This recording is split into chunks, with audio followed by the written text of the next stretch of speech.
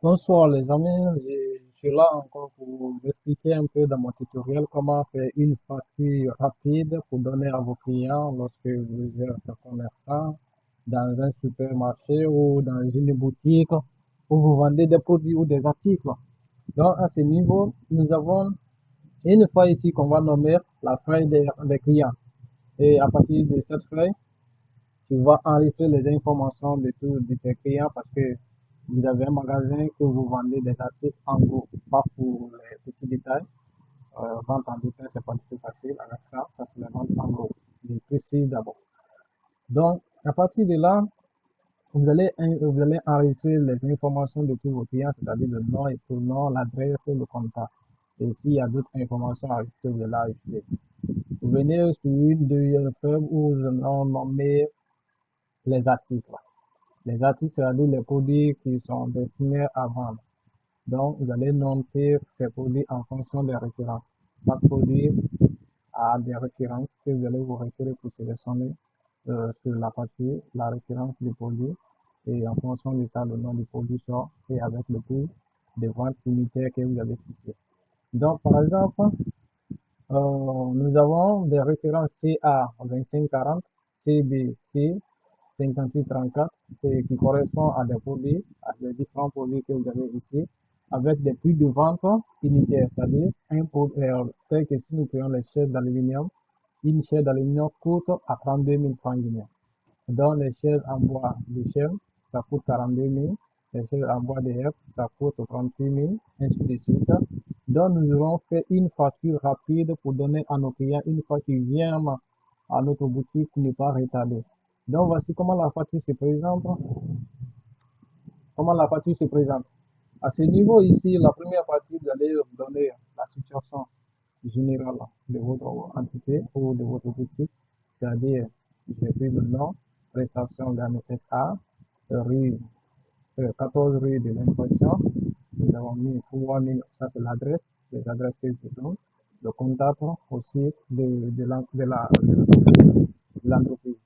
Donc, nous allons mettre aussi la date du jour. La date du jour est là, c'est vraiment automatique. Vous allez voir qu'une fois que vous venez sur la date, ça sort du jour en jour. Aujourd'hui, c'est le 31 mois.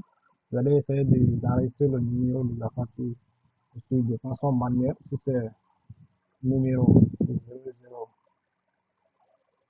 si c'est numéro 0014, vous allez noter comme ça, numéro 0014. Maintenant, ici, vous avez vu la partie. Ça, c'est la partie où vous allez sélectionner le nom du client. Une fois que vous cliquez sur le nom du client, vous n'avez plus besoin de mettre l'adresse, vous n'avez plus besoin de mettre le contact.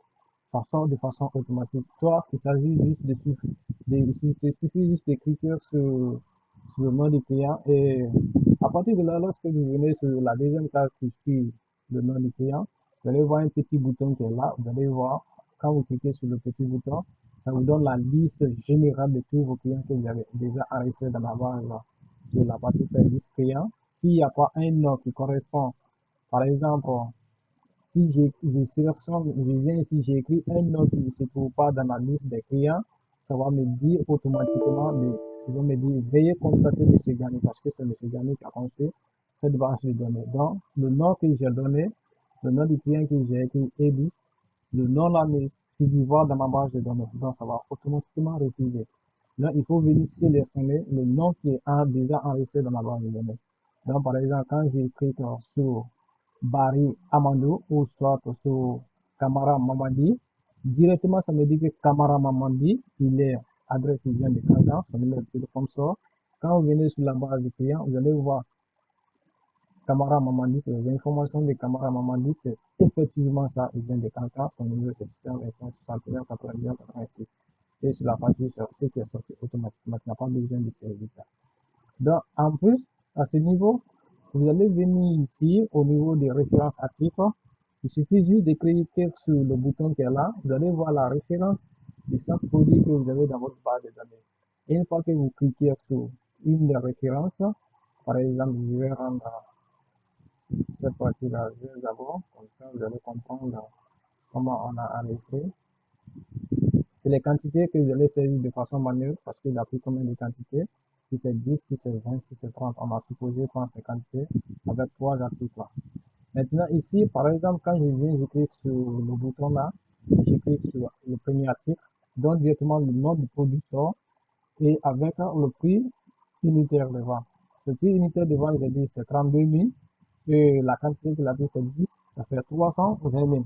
Donc, je viens, je clique sur un autre produit aussi, que je vais prendre une référence comme ça. Je vais ajouter les trois produits que j'avais sélectionnés. Une fois que les trois produits sont ajoutés, vous allez voir, ça va me donner avec les quantités respectives multipliées par le prix unitaire le prix unitaire me donne directement le montant hors taxe de chaque produit. Donc, ça me donne le cumul ici qu'on appelle le montant hors taxe. Le montant hors taxe, ça me fait 2 300 000.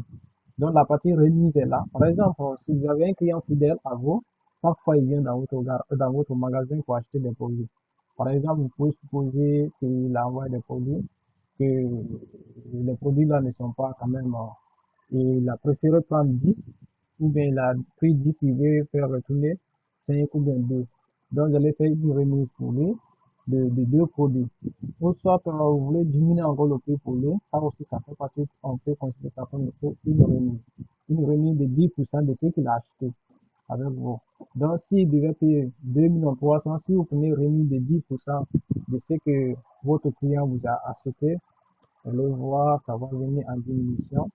Ça veut dire, au lieu qu'il paye 2 300 000, vous allez faire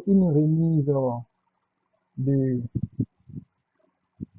une remise de 10%. Ça veut dire que vous avez diminué le montant de 230 000. Donc, au lieu de payer 2 300 000, il va vous payer maintenant un net financier de 2 70 000. C'est plus vraiment, il suffit juste de calculer, de mettre le pourcentage de la remise. Si c'est 5% que tu as pris comme remise de 5%, vous allez essayer de mettre les 5%. Lui, il te donne le net financier. Il va te dire que ton client doit payer maintenant, au lieu de 2 300 000, il va te payer maintenant 1 185 000 parce que tu as fait une remise de 5%. Donc, après ça, vous allez calculer la TVA. La TVA, c'est la valeur ajoutée. Donc, la TVA, vous allez prendre si c'est parce que souvent la TVA s'applique sur les sociétés. Si c'est les sociétés, la TVA ne s'applique pas sur une personne physique. Ça s'applique sur une personne morale. Donc, la TVA, si c'est une entreprise qui est venue dans votre entrepôt pour faire des achats, vous êtes tenu obligé d'appliquer la TVA, soit de 15%, proposant 15%. Donc, la TVA de 15%, ça fait 327 750 francs. Donc, la TVA, le net financier, la TVA est appliquée sur le net financier et qui vous donne un montant de 327 750 francs. Et cela veut dire que le montant toute taxe comprise que votre client doit vous payer, c'est 2 512 750 francs.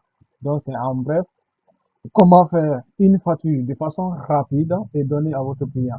Si vous n'avez pas fait les remises, de l'année, si vous n'avez pas appliqué la TVA, si c'est une personne physique, vous n'avez pas appliqué la TVA, donc ça veut dire que la personne va payer la totalité du montant des 2 300 000. Ciao, je vous remercie.